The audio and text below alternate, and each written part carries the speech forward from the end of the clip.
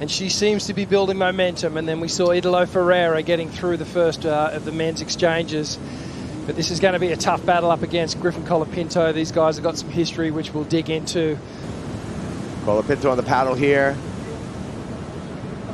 And he's going to utilize his priority opening wave of match number 2. Griffin Colapinto streaking down the line. Looking for an opportunity, gets to the bottom this time, stabs it off the top, releases the tail off of that lost Biolis shape 2 times. That's going to be the opening number for Griffin Colapinto. Streaking into this one, you can see all this energy. You can see the wave standing up down the line. So Griff picks his moment, squares up off the bottom. I love this tail drifting backhand snap. And again, he's been really perfecting this over the last couple of years out here at Cloudbreak. It served him well to get the victory here last year. But a very difficult manoeuvre to do on your backhand, travelling at this speed. So watch this here. Gets that fin drift, blows the tail out, reconnects, and then gets set and blows it even harder on that on the second turn. You'll see here, if we stick with the water angle, watch this. You'll see the entire tail blow out the back of the wave, creating some space, but it looks like Italo, he's going to get a wave down the line. Italo cruises into this one, pops off the bottom, slashes off the top on the Tico-Teco shape. Patterson surfboard, couple of quick snaps here for the Brazilian goofy foot, looking on point, and releases the fin, so still kind of balancing act in the lip. They had that bad, but hey, credit to him to fight back into a final 5 position, give himself a chance. Here's a replay. Absolutely, opening hack, beautiful. Second turn, some tail release up and over that section there. So a 4-turn combination gets the tail drift on the final moment. So great variety on that wave from Italo. Let's check out the aerial view here. Replay, Italo there just jamming in the pocket. You can see more of an acute turn, this one, projecting down the line, up and over the roof, and then bang, gets that tail kick, flicks it out. They've matched up 4 times. 3 of the times, Italo Ferreira has been the winner in those matchups. Here comes Ferreira under priority. This is when he turns into the danger man. Looking for the ramp. Goes for the Superman. I don't know if that was necessary. Careful, careful. I know he's trying to show variety. I'm not going to say more traditional airs, but more kind of functional rather than those expressive style airs. But here he goes again. Wants to make up for it here. Searching for another ramp. Speeding through, big alley-oop. That's more like it. Lands on the roof. Comes up, combos it with some quick feet up into the lip. Not once, but 2 times. Gets caught up on the second turn. And then Italo, in contrast, just straight line, looking for that big air section, covers so much ground, perhaps 4 or 5 yards in the air, and then a series of little turns down the line. Unfortunately unstuck on the final one, but really all the points are coming here. Just basically 320-degree rotation. Here we go, Griff on a good set outside. Out the back with Colapinto, smooth off the bottom, hacks it off the top. Nice opening turn, sets up for a blazing second turn, brings it all the way back down. A lot of leverage in those turns for Griffin Colapinto. Power as well as flexibility on display. It's great timing and great biomechanics with the body motion for Griffin Colapinto. Got into a nice rhythm on that wave. Yeah, really good rhythm on that Kibes. A crazy airdrop, but let's check this thing out. Really good pace to this wave. Drives hard off the bottom, gets that tail release and slide off the top, and again picks his moment. That one in particular was so crucial and just in that zone, like the wave started to cup out and Griff just kept that rail connected.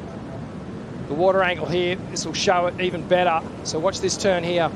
Keeps that toe side rail connected all the way through that, straight back on the heel again and up into the pocket. So 3 really strong maneuvers on the backhand and then finishes off. You can see here just all that pressure coming over the front foot. His chest almost touching that forward knee. Watch, you'll see the technique again. De-weights off the tail, lets it drifts, and then that momentum of the body gets back onto the tail pad. Drives off the bottom. Nice power hack for that third one. That's something that we're going to have to see out of Italo if he wants to rise up and kind of match that style or match that whole thing. Here we go. Here goes Italo. Back to you guys. We'll take it away. Italo off the bottom, slashes off the top. Good sized wave for Ferreira. Snaps there, catches the rail, and goes down. Yeah, I think Strider just hit the nail on the head, hunting for it from the very opening maneuver. Here's a replay. What went wrong here? Yeah, let's check out the water angle. The first turn here, I like it, extended carve. Double pump off the bottom and just jams it, just caught on that heel side rail. And just the nose of the board. All right, thanks, Ron. Red Bull Athlete Zone, the floating boat out there in the channel. Griffin Colapinto with the heat lead here. Griffin, pretty sharp on the backhand, goes down. He's not going to improve upon the 6-point ride. That's his backup for the 8. Now opportunity shifting to Italo Ferreira with priority. Yeah, this was the danger, was the win. We thought it was going to be sort of puffing up already. This is live action. Griff on the inside. On the paddle back out, Griffin Colapinto finds this one. Lines up off the bottom. Again, just daggers in the lip. Backside hangers. Just 2 for Colapinto. Very similar to his 6-point ride. And feeling which ones are the better ones. You can see here this wave starting to double up on this ledge section. We may even see a barrel. That's a good-looking wave for Ferreira in the barrel, and he's going to get clamped upon. And you can see him with the extra punishment there, even going over the falls after getting clamped. Well, Italo, without the decision on priority on the inside, is going to get the go. Here we go, Ferreira. Lines up down the line. Again, building up speed. Ramp seeking. Pops it up, alley-oop, puts it down. Comes back around this section, snaps one more time. Fins free, but gets bucked loose. Yeah, the rhythm of that wave was just slightly off. The alley-oop. Looks like live action here again, a smaller inside wave. Italo needs something spectacular here, and that's a start.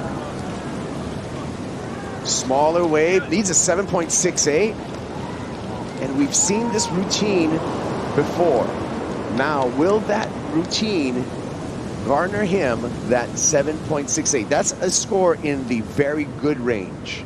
Might have that line and that forward momentum. And again, just look at the difference in wave height. Italo streaking down through the inside, gets the big alley-oop. This was the 7. Now that was a really dynamic turn, and really all those points coming from that big alley-oop.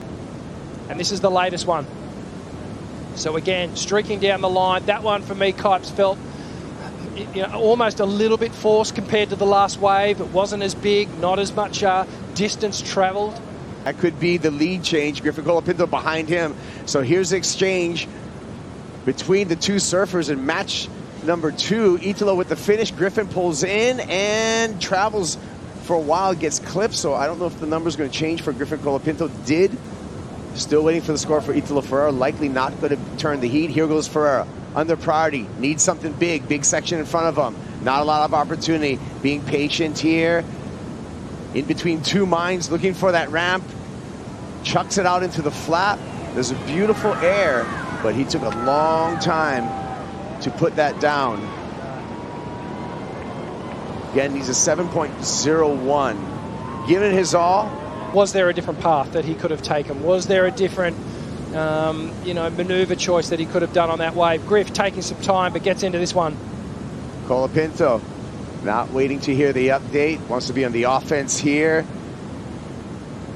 Throws the fins a couple times on some backhand hangers. Make it 3. That was a third critical maneuver, and Colapinto looks like he shot a 3-pointer right there at the end of the ride. And there are the numbers for that matchup. Griffin Colapinto moves on. Italo Ferreira out of competition, but had a great year on the championship tour. Griffin Colapinto just straight on the boat, the Red Bull Athlete Zone, mate. What a performance up against someone who has served a very tough customer for you in the WSL Finals before. Amazing effort, turning in the first excellent score of the day. How you feeling, mate? Feel good. That was really fun. The waves got really good there, so started to pulse in, and we saw the energy start to show up. And actually, the last time I surfed out here when it was like this was last year. I came after the season was over and just did a free surf trip for like a week, and our last day was like almost similar to this, just a little better, but like the conditions, sheet glass, and yeah, good memories. Well, so far in the last 2 years, undefeated. You want to keep that roll going for sure. But, mate, just talk to me about the midway point in that heat. Serving against someone like Italo, it's easy to kind of get taken away from your game plan because he's so good under priority at just upping the pressure on you. And you took a wave and turned around and there was a set coming in. It felt like it was a bullet dodged at one point. Yeah, there's a couple of sketchy situations. you know, Italo was creating those big airs, you know, and I thought that was the way he was going to get the score against me, and I wasn't going to try and stop him on a medium-sized wave or smaller wave. I just kind of wanted to stay near him just in case there was like a solid set that swang wide and it had like a big barrel on the inside. Luckily that never really showed, but yeah, it was really hard at the end because there's so many waves coming in and he was going on so many. I was just like, do I go, do I not go, do I go? And then a few times I thought I kind of blew it, but it all worked out and got my best wave at the very end.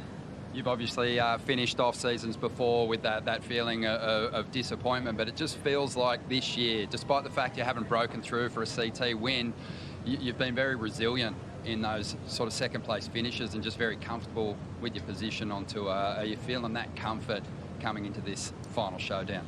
For sure. I think the whole back half of this year I've just been super trusting in like the timing of life and like when these things happen, you know. I feel like there's like a divine timing to when certain things happen, and like if they don't happen for you, maybe you're not ready for it, and if they do, maybe you are ready, because there's a lot of big things that come with, you know, say being a world champion. Like there's going to be a lot expected from you if you are a world champion. So you know, if it's your time for that and you feel you're ready, I think it'll happen. So yeah. Interesting, your opponents on finals day, they've kind of got different approaches. You just faced Italo. We know what he's capable of. He showed us that with those amazing airs. Now it's going to be a real battle of two of the best rail surfing games on tour. How are you going to overcome Jordy Smith? Yeah, Jordy's throwing a lot of water. He's a big guy. He's probably almost twice my size. So I think it comes down to like wave selection and like timing of the turns, like where you place your turn. A lot of patience out here on these waves. Like you can really sit off the bottom and just wait for it to come to you. I feel like that's my strength, is I'm able to like hold a long bottom turn and like pick the timing of when I'm going to do my turn. But yeah, I'm excited. We're both have a great opportunity here, and yeah, it should be a really fun heat. We can't wait for it, mate. All the best.